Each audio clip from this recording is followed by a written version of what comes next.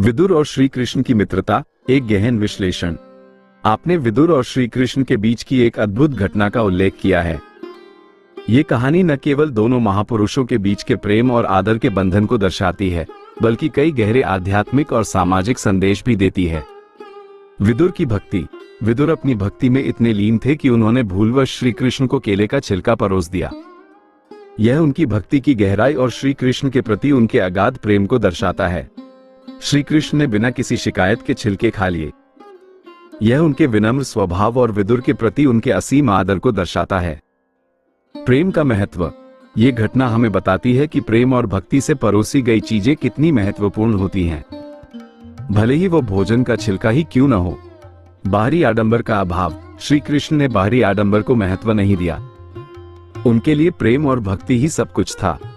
विदुर और श्री कृष्ण की मित्रता। ज्ञान और भक्ति का संगम। विदुर एक कुशल राजनीतिज्ञ और ज्ञानी व्यक्ति थे, जबकि श्री कृष्ण एक दिव्य अवतार थे।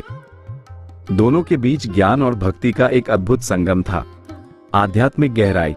दोनों की मित्रता केवल सांसारिक स्तर पर ही सीमित नहीं थी, बल्कि यह आध्यात्मिक स्तर पर भी बहुत गहरी थी। आदर्श मित्रता। विदुर और श्री कृष्ण की मित्रता आदर्श मित्रता का एक उदाहरण है, जहां दोनों एक दूसरे का सम्मान करते थे और एक दूसरे के लिए हमेशा तत्पर रहते थे। कहानी का महत्व। आध्यात्मिक शिक्षा। ये कहानी हमें सिखाती है कि प्रेम, भक्ति और विनम्रता जीवन में सबसे महत्वपूर्ण गुण हैं। सामाजिक संदेश।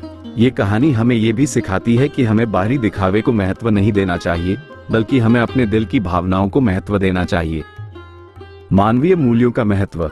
ये कहानी हमें मानवीय मूल्यों जैसे प्रेम, करुणा और सम्मान के महत्व को याद दिलाती है। निष्कर्ष।